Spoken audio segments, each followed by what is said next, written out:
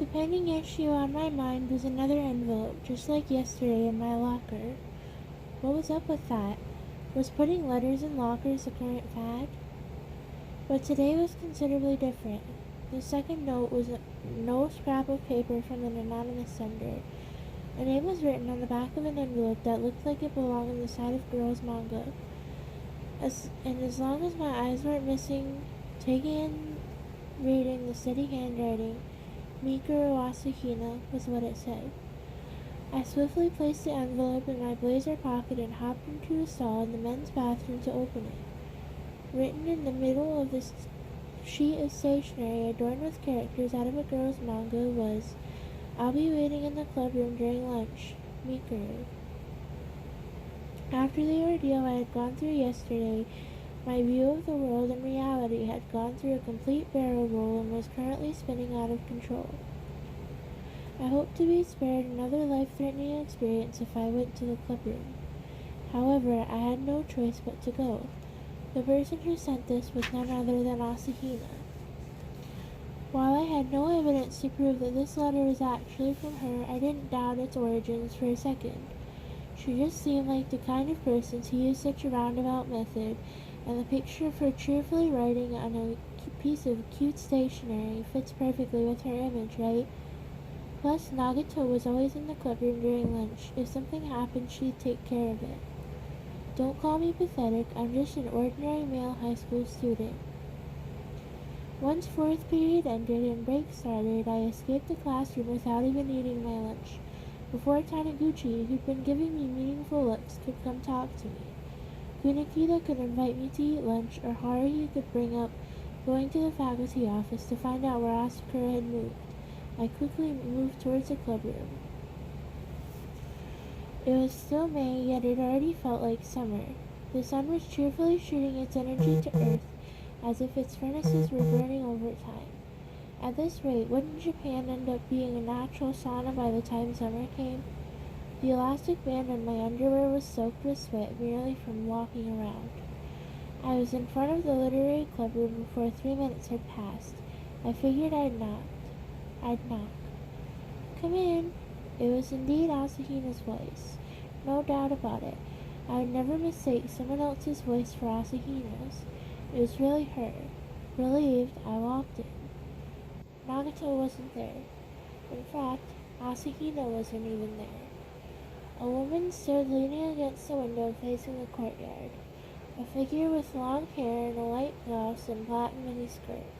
She was wearing visitor slippers on her feet. Her face lit up upon seeing me as she ran over and took my hands in hers. "Kyon, it's been so long." It wasn't Asahina. It was someone who looked just like Asahina, though.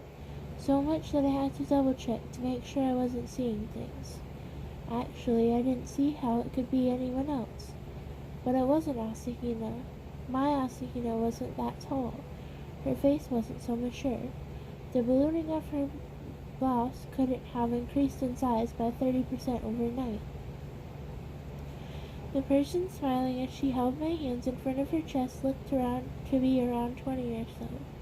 She even came across differently from Asahina the high schooler. Even so, she and Asahina were like two peas in a pod in every way. I was struck by an idea. "Are you Asahina's sister?" Her eyes narrowed with amusement and her shoulders began shaking. Even her smile looked amused. "It's me, silly," she said, "the real Mikuro Asahina. But I'm from a later future than the Mikuro Asahina you're familiar with.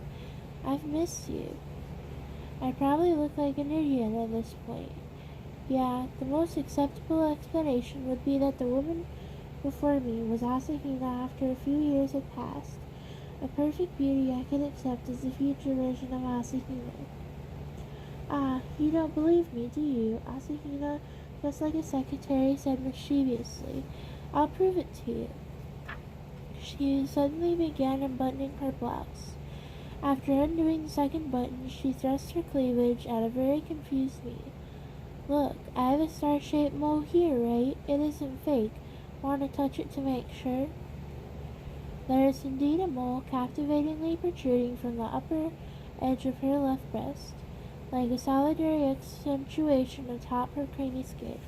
Do you believe me now? That wasn't the issue here. I didn't know where Asahina had moles on her body. The only time I've seen that much of her skin was when she was dressed up like a bunny girl, or when I accidentally walked in on her changing. In either case, I didn't have enough time to make detailed observations. Once I informed her of my thinking, the charming adult Asahina said, "Huh? But weren't you the one who told me I had a mole here, Kyon? I didn't even notice it myself." She tilted her head in wonder before opening her eyes wide in astonishment. She then suddenly turned bright red. "Oh, no, it's still... Oh, I see, it hasn't happened yet. Oh my, what do I do?" Future Asahina clasped her hands to her cheeks and shook her head, shirt still partially open. "I just made a huge mistake. I'm so sorry. Please forget what I just said." Easier said than done. Anyway, could you button up your shirt already? I'm having a hard time figuring out where to look. "I understand," I said. "I'll believe you for now. I've become a person who's ready to believe anything at this point." "Huh?" "No, just talking to myself." Miss Asahina, of an indiscernible age, hands still pressed to her flaming cheeks, finally noticed how my eyes couldn't help but be drawn to her assets and hurriedly buttoned up her shirt. She then stood up straight and let out a dry cough. "Do you really believe that I've come to this time plane from the future?" "Of course. Wait, does that mean there are two Asahinas in this period right now?" "Yes. The past me, past from my point of view, is currently having lunch with classmates in the classroom." "Does Asahina know that you're here?" "No, I didn't know at the time. After all, she is my past." "Makes sense. I needed to tell you something, so I made some unreasonable requests in order to return to this time. I asked Nagato to leave us alone." It is Nagato we're talking about here, so she probably didn't even blink when she saw this Asahina. "Do you know about Nagato?" "Sorry, that's classified information." "My, I haven't gotten to say that in a long time." "I just heard it a few days ago." "That's right," Asahina said as she bopped herself on the head and stuck her tongue out. Now she really did look like Asahina. But then her face suddenly became serious. "I can't stay in this time very long, so I'll be brief. Say whatever you want. Do you know who Snow White is?" I stared at this Asahina, who was about the same height as me. Her black eyes were slightly moist. "Well, yeah. When you find yourself in a harrowing situation, please remember these words." "You mean the story with 7 dwarves, a witch, and a poisoned apple?" "Yes. Remember the story of Snow White." "I was just in a harrowing situation yesterday." "That's not what I'm talking about. It'll happen. Let's see. I can't tell you any specifics, but Suzumiya should be with you when it happens." "Haruhi and me? Caught up in some trouble together? When? Where?" "Suzumiya might not find anything wrong with the situation, but for you and the rest of us it will be a significant problem. I suppose that you can't give me any more details, can you?"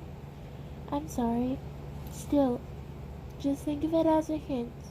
This is all I can do." Adult Asahina looked on the verge of tears. Yeah, she really was Asahina. And that would be Snow White? Yes. I'll remember that. Once I nodded, Asahina said that she still had a little time left and looked fondly around the room. She then tenderly brushed her hand against the maid outfit hanging on the rack.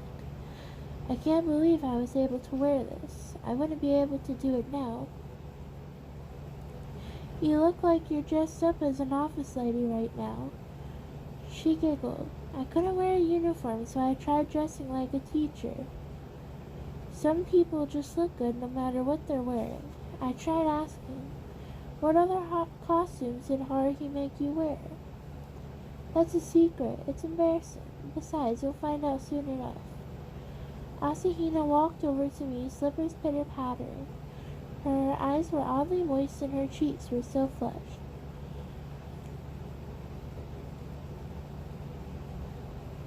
"I'll be going now." Asahina continued to stare at my face like she had something else to say. Her lips parted as if seeking something. Just as I started wondering if I should kiss her and move to embrace her, she got away from me. Asahina twisted around suddenly. One last thing, don't get too close to me. She sounded like a cricket sighing. As Asahina ran over to the door, I spoke up.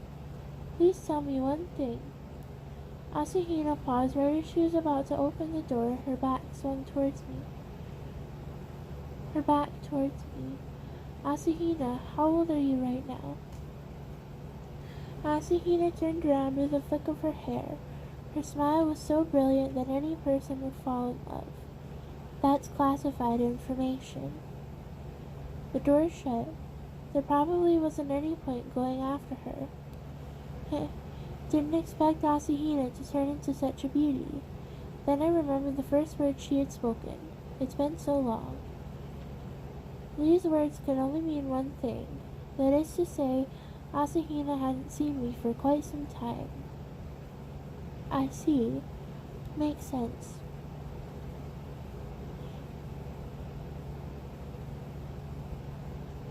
Asahina, being from the future, would have to return to her original time before long. A number of years passed before she saw me again, and that happened just now. I wonder how much time passed for her. Based on her appearance, I'd say 5 years? No, 3 years? Girls go through some dramatic changes once they're out of high school. I think of my cousin, a brainy type who didn't stand out much, but the second she entered college, she metamorphosed from a chrysalis into a monarch butterfly. Come to think of it, I didn't really know Asahina's actual age, though I was pretty sure she wasn't really 17. I'm pretty hungry. I should go to the classroom. Nagito entered the room with her usual look of cryopreservation on her face, but she wasn't wearing glasses. In the absence of that glass barrier, her eyes bored directly into me. Yo, did you see someone that looked a lot like Asahina on your way here? I was just joking when I said that, but Nagito responded, Mikuro Asahina's Times Divergent variant. I met her this morning. I couldn't even hear Nagito's clothes rustle as she sat down in a metal chair and opened up the book on the table. She is no longer here. She has vanished from this time-space. Could it be that you can also travel through time, and that overmind thing too? I cannot, but time travel is not very difficult. The humans of this epoch are simply unaware of the process. Time is similar to space. Travel is a simple matter. Maybe you can tell me how it's done? Words would be insufficient for conveying the concept, and you would not understand. Oh, really? Really? Guess that's settled. Settled. I felt like I was trying in vain to talk to an echo. I once again prepared to head back to the classroom. I wondered if there was still time to eat. Nagito, thanks for yesterday. The unnatural look on her face changed ever so slightly. There is no need to thank me. Ryoko Asakura's abnormal behavior was my responsibility, my incompetence. 4 locks of hair swayed gently. Did she just lower her head? You really do look better without glasses. There was no reply. I raced back to the classroom where my lunch awaited, figuring I could eat super fast and at least wolf down a few bites. Unfortunately, I ran into this obstacle known as Haruhi right in front of the classroom and was forced to miss lunch. It might have been fate. I had already resigned myself to whatever might come. Apparently, Haruhi had been waiting for me in the hallway. She looked irritated. Where did you go? I waited to eat since I thought you'd be back soon. Could you say that again, except this time sounding like an old friend just pretending to be angry? Stop babbling like an idiot and just come with me. Haruhi used some judo technique to firmly lock my arm in hers, and I was dragged up that dimly lit staircase landing. Anyway, I was hungry. I just asked Okabe over in the faculty office. No one knew about Asakura transferring until today. First thing this morning, a person claiming to be Asakura's father called and said they had to move abruptly. And guess where to? Canada. Does that even make sense? It sounds so made up. Really not. Then I asked for her contact information in Canada. I said I wanted to stay in touch. You never even held a conversation with her. And guess what they said? They didn't even have that information. You would normally leave your new contact information, right? Something has to be up here. How about no? Since I was there, I asked for Asakura's old address. We'll go check it out after school. We might learn something. As always, she didn't listen to anyone but herself. Well, I wasn't going to bother stopping her. She was the one wasting her time, not me. You're coming with me. Why? Haruhi squared her shoulders and took a deep breath like a monster about to breathe fire and shouted loud enough so the people in the hallway could probably hear her. And you call yourself a member of the SOS Brigade? In accordance with Haruhi's proclamation, I scampered off with my tail between my legs. I returned to the club room to let Nagato know that Haruhi and I wouldn't be here today, and also to let Asahina and Koizumi know if they stopped by after school. But if I only gave the silent alien the message, it might end up turning into a game of telephone. So I took one of the extra paper flyers and wrote SOS Brigade Self-Activity Day with Haruhi and magic marker and stuck it on the door with a thumbtack. I didn't really give a damn about Koizumi, but I should at least save Asahina the trouble of having to change into her maid outfit. And as a result, I heard the bell signaling the end of 5th period on a completely empty stomach. I ate during the next break, though. Going home from school with a girl is pretty normal in school drama TV shows, and I'd be lying if I said I had never dreamed about it happening to me. And presently I was living out my best dream. I wonder why I was not the least bit happy about it. Did he say something? That was Haruhi walking in long strides with a memo in one hand. I figured she meant, got a problem with that line? No, nothing. We quickly descended on the hill and walked along the railroad tracks. A little further we reached Koyo Park Station. I had been thinking about how we were getting close to Nagato's apartment when Haruhi actually turned in that direction and stopped in front of a familiar newly built condominium. It looks like she lived in apartment 505 in this building. I see. See what? No, nothing. Anyway, how are you planning on getting inside? The front door is locked. I informed her of her number pad next to the intercom. Entering a number should open that door. Do you know the code for that? I asked. No, it'll be a battle of attrition. Against what? Never mind, it didn't take very long. A lady, apparently on her way out to do some shopping, opened the door from the inside. She gave a look of disgust at us two, trying to look innocent before leaving. Before the door could close, Haruhi slipped the tip of her foot in as a stopper. She wouldn't be winning any smart criminal awards anytime soon. Hurry up. After being dragged in, I stood in the entrance hall. We then got on the elevator that happened to be waiting at the first floor. Normal elevator etiquette would require us to stare silently at the floor number display. About Asakura. Looks like Haruhi doesn't give a damn about etiquette. There's something else afoot. Apparently Asakura didn't come to North High from one of the city middle schools. Well, I'd assume she didn't. I did some snooping and found out she transferred from middle school in the suburbs. Something's definitely up with that. It's not like North High's a good school for getting into college. It's your typical prefectural high school. Why would she bother coming here? I don't know. But her residence is so close to school. And it's a condo, not just some rented apartment.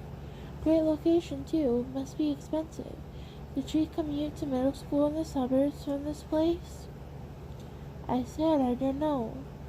Looks like we'll need to find out when Asakura began living here. We reached the 5th floor and stood in front of the apartment 505 for a while, just staring at the door without saying anything. There may have been a door plate at one point, but it was gone now, a silent indicator that the place was empty.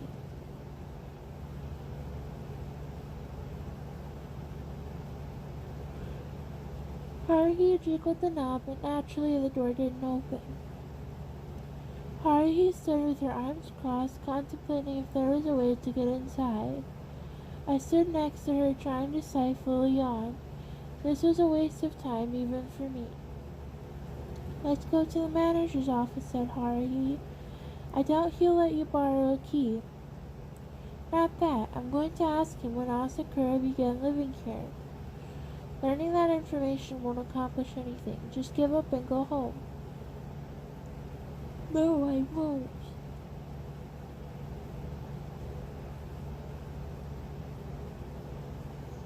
We took the elevator back down to the 1st floor and headed for the manager's office at the side of the entrance hall. There wasn't anyone on the other side of the glass door, but a while after ringing the bell on a wall, a little old man with tufts of white hair slowly stepped out. Before the old man could say anything, Haruhi declared, "We're friends of a former resident, Ryoko Asakura. She suddenly moved out and we don't know how to contact her. Did you happen to hear where she moved to? And I was wondering if you could tell me when Asakura came to this place." I was marveling over the fact that Haruhi could sound like a normal person as the manager. Apparently hard of hearing, kept going for a period of time. Haruhi was able to successfully learn that the manager had also been surprised by the Asakura sudden move. I was shocked when I had found the room empty and didn't see any movers come by. The Asakura moved here 3 years ago. I remember since the lovely young lady brought me a box of candy, and that she hadn't needed a loan instead of paying a lump sum up in front in cash. I suppose she was filthy rich. She should also become a detective. The old man looked like he was enjoying this chance to talk with a young girl. That's right, I saw the young lady a number of times, but I don't recall ever meeting her parents. Her name's Ryoko. She was a good-natured, kind girl. She could have at least said goodbye. What a pity. By the way, you're a fine-looking girl yourself. The old man was apparently running out of things to ramble about. Haruhi must have determined he didn't have any more information to offer. Thank you very much for your help. She delivered an exemplary bow before motioning to me. No need to motion. I was already following Haruhi out of the building. Lad, that young lady will definitely grow up to be a beauty. Don't let her get away. I really didn't need to hear that parting line from the old guy. Pretty sure Haruhi was also within hearing range. I was nervously awaiting Haruhi's reaction, but she kept on walking without a word. I chose to follow her lead and keeping my mouth shut. A few steps out the entrance we ran into Nagato carrying a convenience store plastic bag and her book bag. She usually stayed in the clubroom until the school closed, but she was here right now. She must have left soon after we did. Oh, do you live here too? What a coincidence, said Haruhi. Nagato nodded with her pale complexion. It was obviously not a coincidence. Then did you hear anything about Asakura? Nagato gestured a negative response. I see. If you learn anything about Asakura, let me know, okay? She motioned an affirmative response. As I stared at the plastic bag containing canned goods and daily staples, I came to the realization that Nagato ate food after all. What happened to your glasses? Asked Haruhi. Nagato just stared at me without answering the question. She was making me uncomfortable. It looked like Haruhi wasn't expecting an answer anyways. She shrugged her shoulders and started off again without looking back. I waved goodbye to Nagato. As I walked past her, she spoke in a soft voice that only I could hear. Be careful. Be careful of what this time? I turned around to ask, but Nagato had already disappeared into the building. I stayed 2 or 3 steps behind Haruhi as we walked along the local railroad tracks with no destination in mind. I was just getting further and further away from home. I tried asking Haruhi where she was going. "It doesn't matter." That was her response.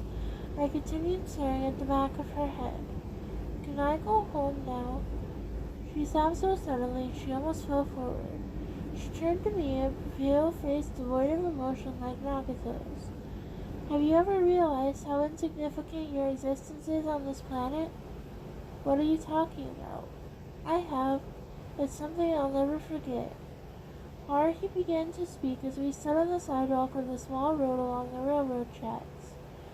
"During elementary school, when I was in 6th grade, my whole family went out to watch a baseball game in the stadium. I wasn't particularly interested in baseball, but I was shocked once we got there. There were people everywhere I looked. The ones on the other side of the stadium looked like squirming grains of rice all packed together. I wondered if every last person in Japan attended this game, and so I asked my dad how many people were in the stadium. His answer was that a sold-out game meant around 50,000 people. After the game, the path to the train station was flooded with people. The sight stunned me. So many people around me, yet they only made up a fraction of the people in Japan. Once I got home, I got a calculator and did the math. I learned in social studies that Japanese population is 100 million and so. Divide 50,000 into that and you only get 2,000. I was stunned again. Not only was I just one little person in that sea of people in the stadium, but that sea of people was merely a drop in the ocean. I had thought myself to be a special person up until that point. I enjoyed being with my family, and most of all, I thought that my class in school had the most interesting people in the world. That was when I realized it wasn't like that. Things that happened in what I believed to be the most enjoyable class in the world could be found happening in any school in Japan. Everyone in Japan would find them to be ordinary. Once I realized this, I found that my surroundings were beginning to lose their color. Brush my teeth and go to sleep at night.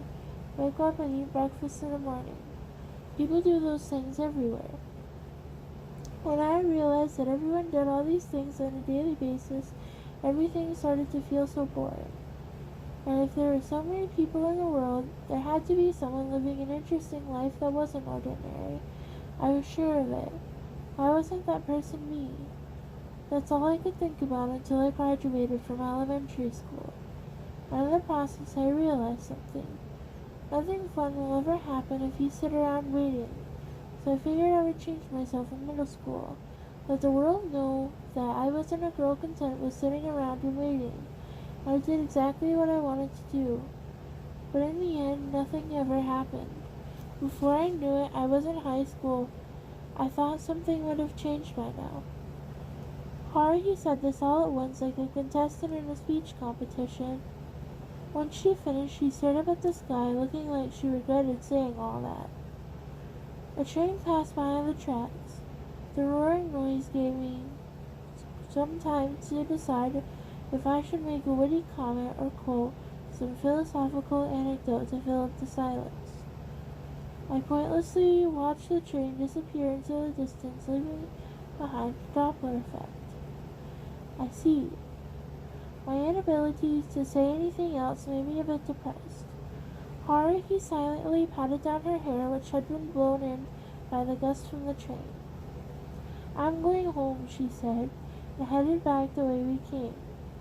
As for me, it would be faster to go home that way, but I got the feeling that Haruhi's back was silently yelling, "Don't follow me," so until Haruhi was out of sight, I just stood there. What am I doing? When I got home, I found Koizumi waiting for me outside. "Hello." The way he was smiling already, like we'd been friends for 10 years, was awfully fake. Between the uniform and the book bag, he looked like a person on his way home from school. He waved familiarly. I want to fulfill my prior promise. I've been waiting for your return. You were earlier than I expected. You sound like you knew where I went. Koizumi had one of those smile-free looks on his face. Can I have a bit of your time? He asked. There's somewhere I want to take you. Suzumiya related? Suzumiya related. I opened the door to my house and dropped my bag in the entrance. My sister happened to be walking by, so I let her know I might be home late. Then I went back and joined Koizumi outside, and a few minutes later, I was a passenger in a car. Koizumi hailed a taxi that just happened to pass by with unbelievably perfect timing. The freak and I got into the car and took off east on the highway. The destination Koizumi named was a far city outside the prefecture. I was pretty sure it would have been far cheaper to go by train, but oh well, he was the one paying for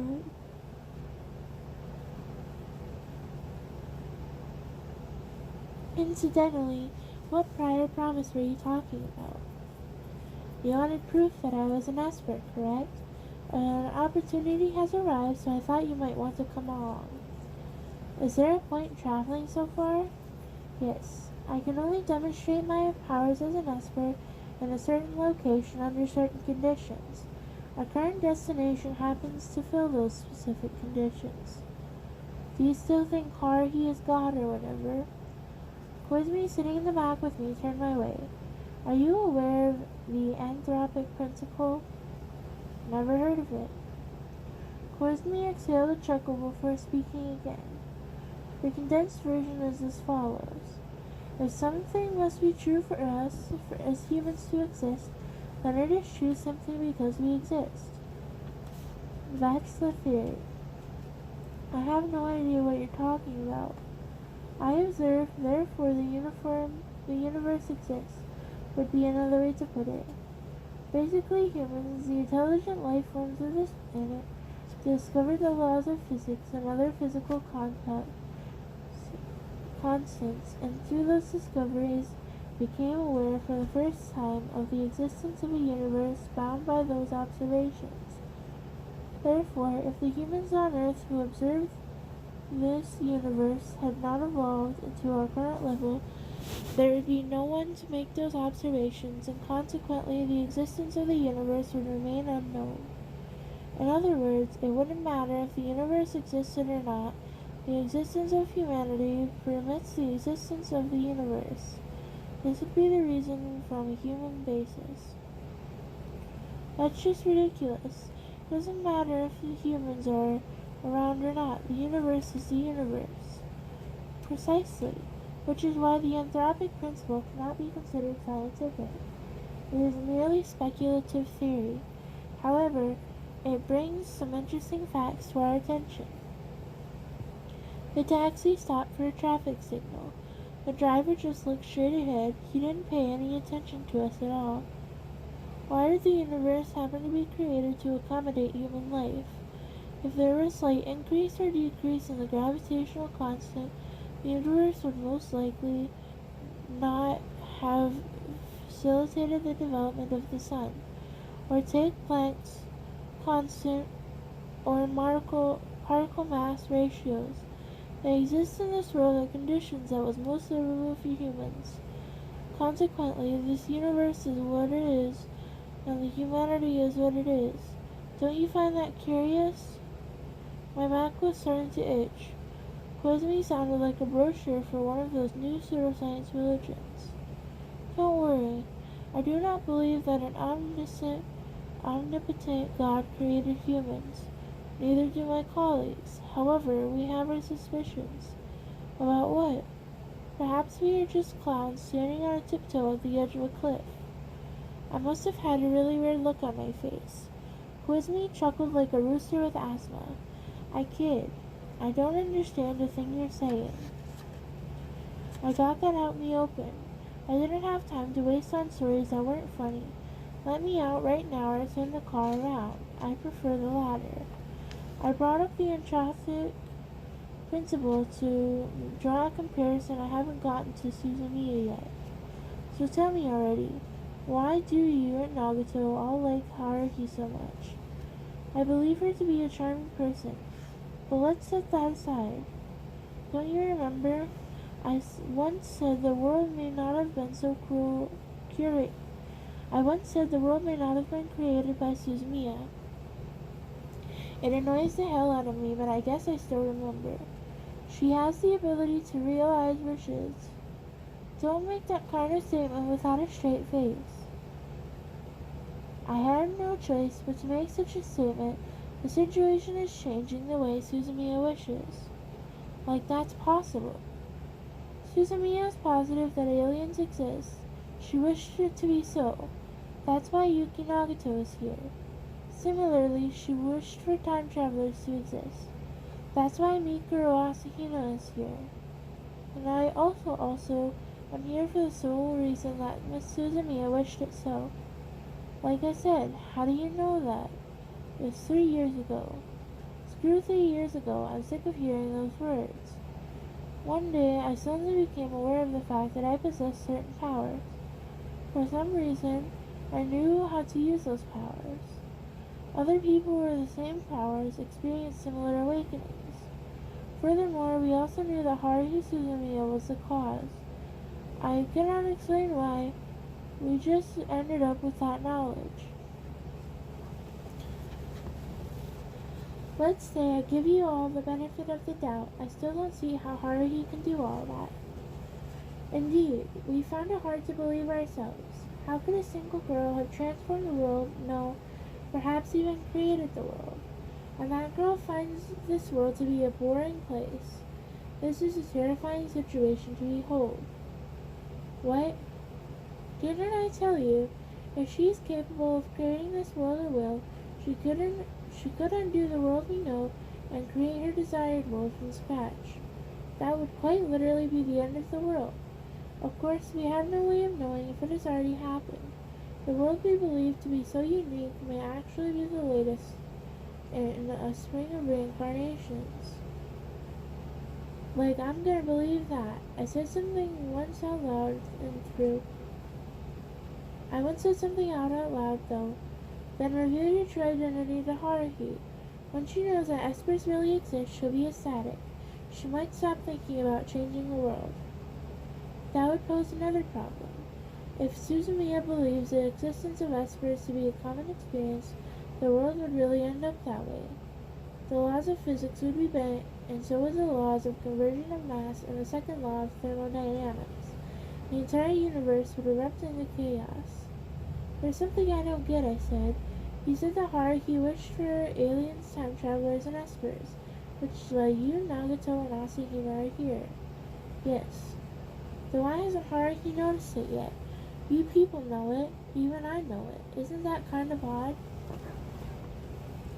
You believe it to be contradictory? The contradiction would be within Suzumiya's heart. In English, please. To be concise, her desire for the existence of aliens, time travelers, and espers contradicts her common sense, which says they cannot exist. She may be eccentric in her speech and conduct, but she is a normal person with rational reasoning. Her sandstorm level of energy during middle school alleviated substantially from the past few months.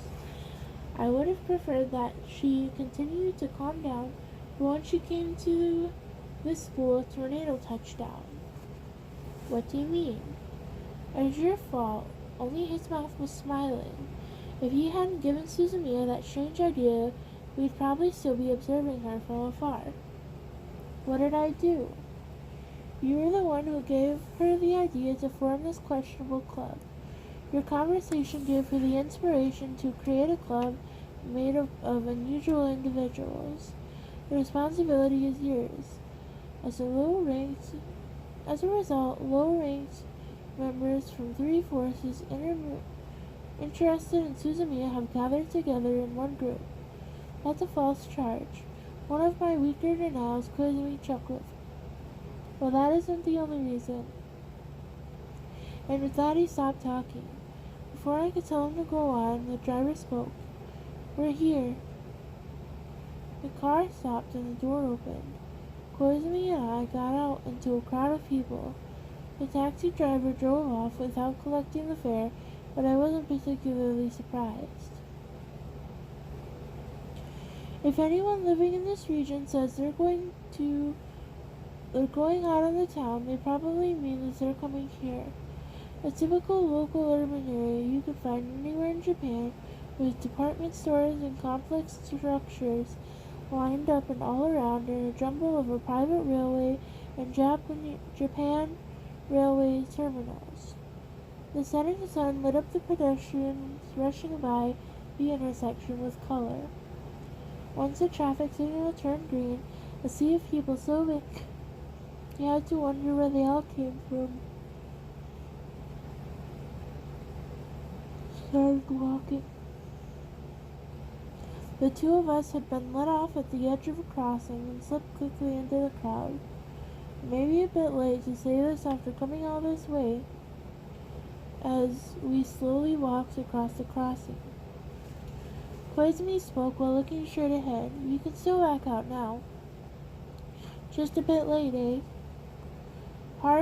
Koizumi, walking right next to me, grabbed my hand in his. "What are you doing? You're freaking me out." "I'm sorry, but could you close your eyes for a bit? It won't take long, just a few seconds." I dodged some sprinting businessman in a suit who was obviously late to a meeting or something. The walk traffic signal had just begun counting down. Fine, I compiled and closed my eyes.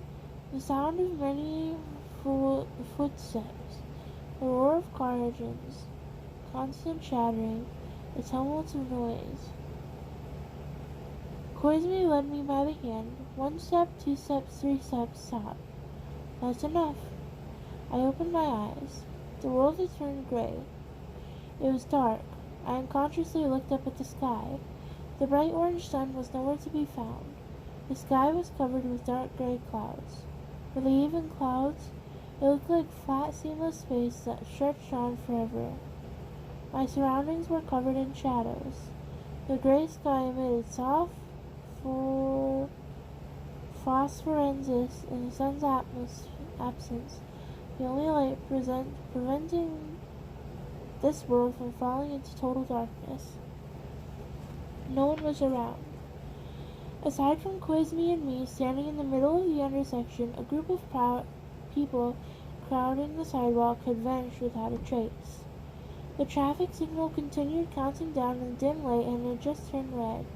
Yet not a single car moved. It was so silent, you might wonder if the earth had stopped rotating.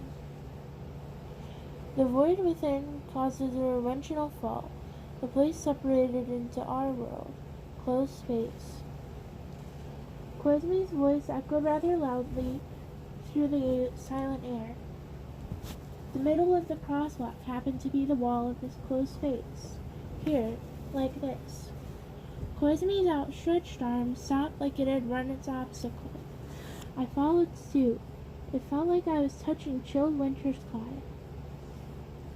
My hand pressed softly into an elastic, visible wall, but met firm resistance before even making it to 10 centimeters in. Its radius was apparently 5 kilometers. You cannot gain entry through ordinary physical measures. One of the powers I possess is the ability to enter this space. Not a single light was on in any of the buildings protruding from the ground like bamboo shoots, nor in any of the stores in the shopping district. The only artificial light was from the red traffic signal and the dimly lit street lights. Where is this? Maybe I should have asked, what is this? Koizumi calmly said he would explain as we walked. The details are unclear, but this would be an alternate world slightly off from ours. At least you could think of it as such. A dimensional fault sprung up from the place we were just at. We have entered the resulting gap.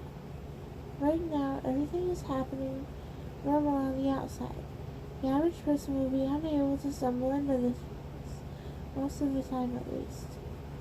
We crossed the street. Did Koizumi already know where we were going? He seemed sure of himself. Picture a dome-shaped space rising from the ground. We should be within that. We entered the multi-purpose building. Forget people. There wasn't even a speck of dust. Closed spaces occur in a completely arbitrary fashion. There have been instances where they occurred every other day. There were also times when months went by without incident. Only one thing is certain. We climbed the stairs. It was really dark. If I hadn't been able to see the faint image of Koizumi walking in front of me, I probably would have tripped over myself. This space is created whenever Suzumiya becomes emotionally unstable. We stepped down onto the roof of the 4-story multi-purpose building. I am able to detect the emergence of a closed space. So can my colleagues. The reason we are able to do so is a mystery, but we know the location and time of emergence without knowing why, and the methods for entry as well.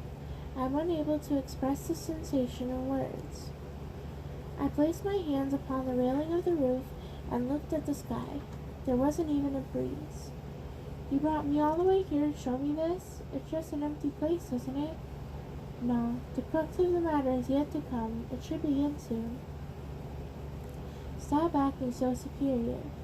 But Koizumi just pretended not to see the sour look on my face. My powers are not limited to detecting and entering closed spaces. You can say that I've been granted powers which reflect Suzumiya's rationality. If this world is like a pimple resulting from her unstable state, I would be the medicine that treats it. Your metaphors are hard to understand, I replied.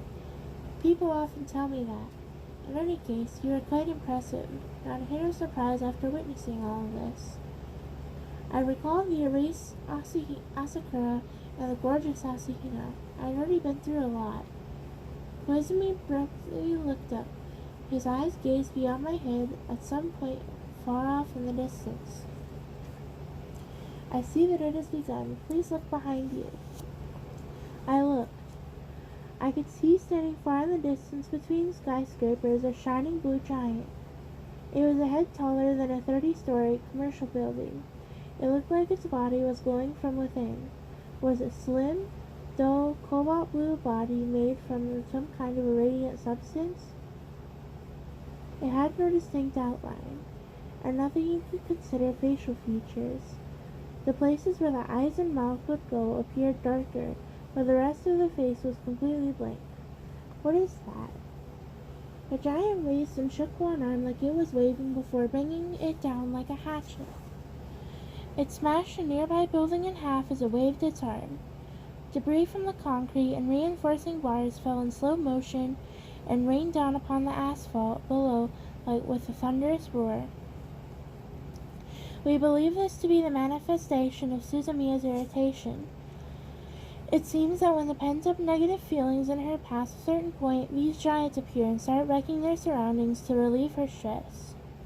Of course, we can't allow them to run loose in the real world, as it would turn into a huge disaster.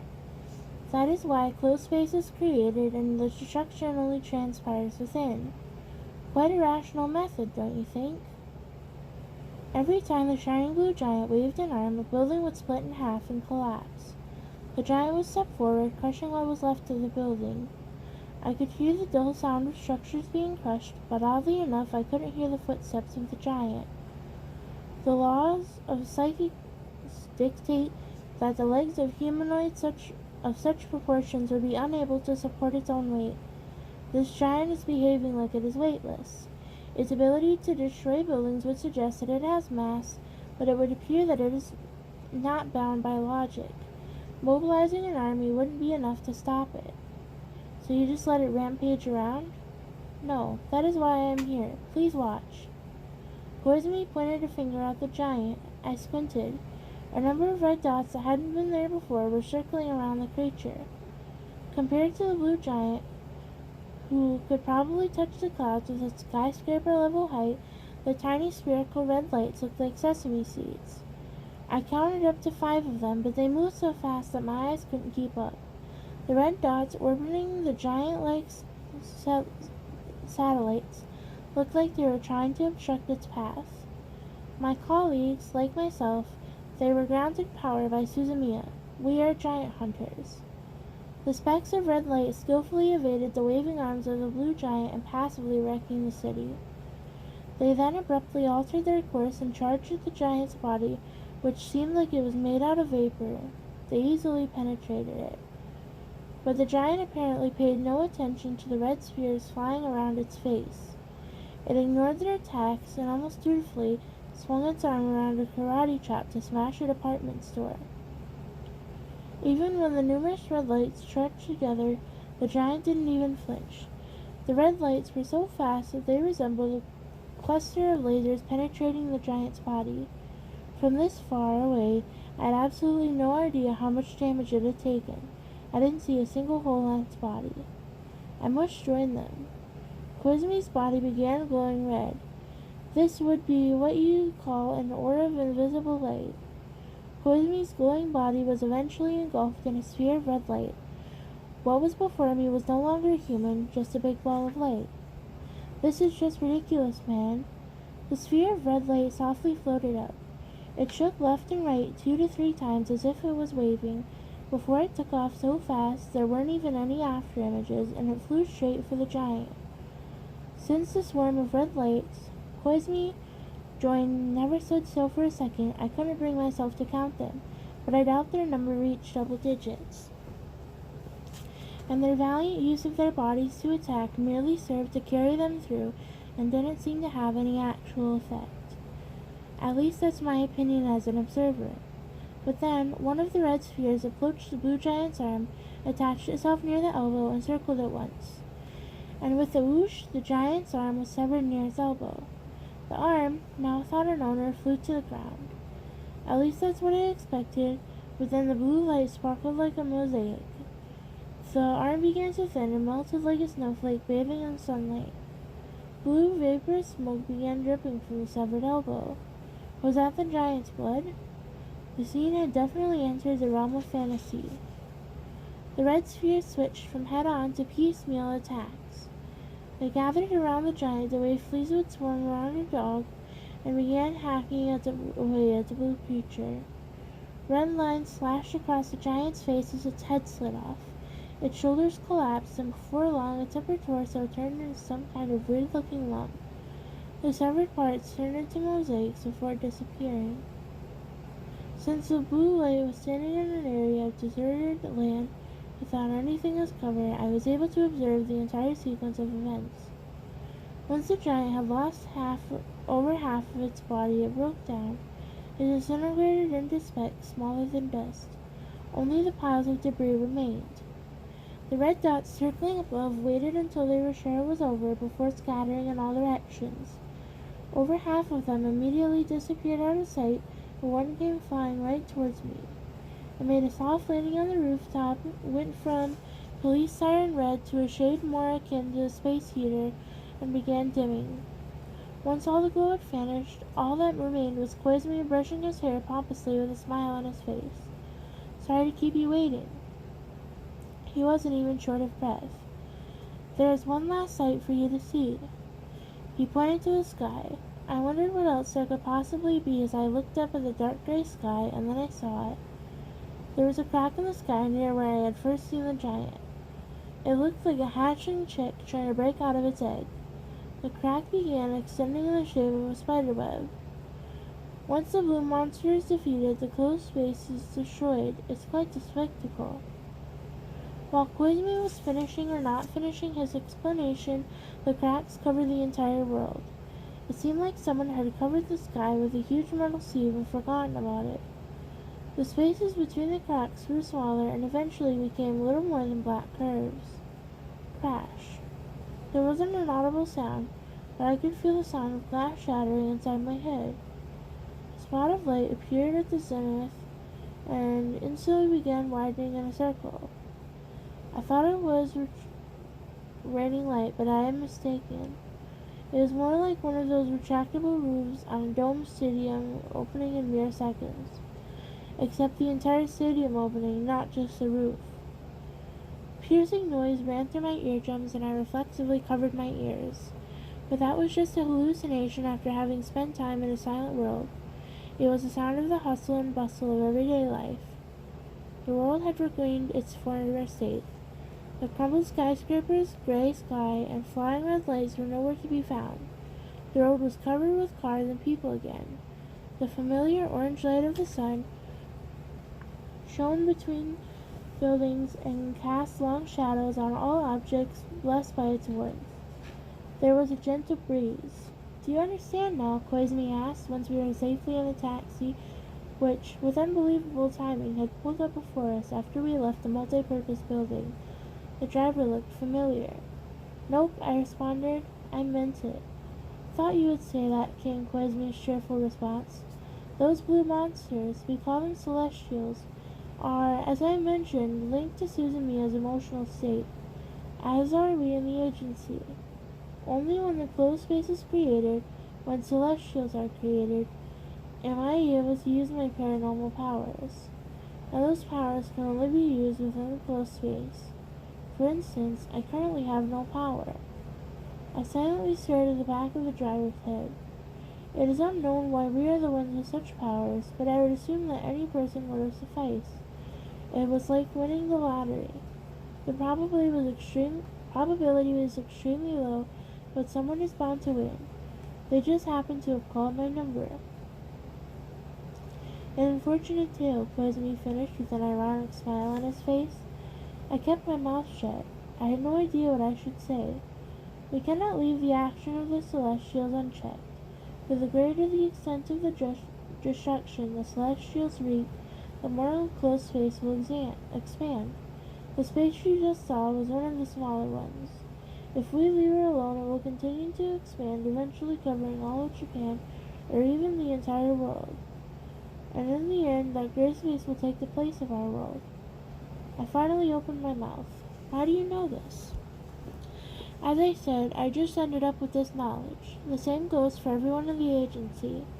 One day, we suddenly became aware of the fact that we possessed knowledge concerning Suzumiya, the effect she has on the world, and the strange powers we now possess.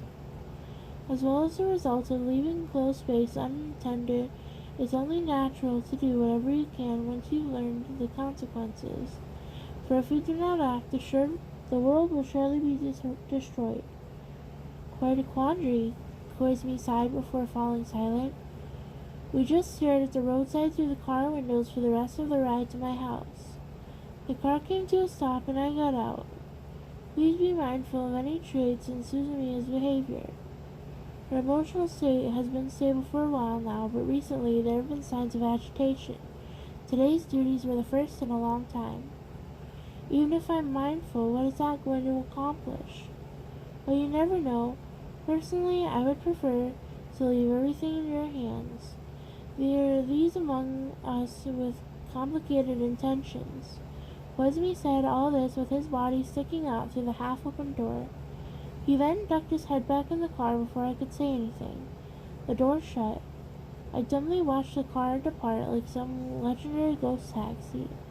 I then went into my house.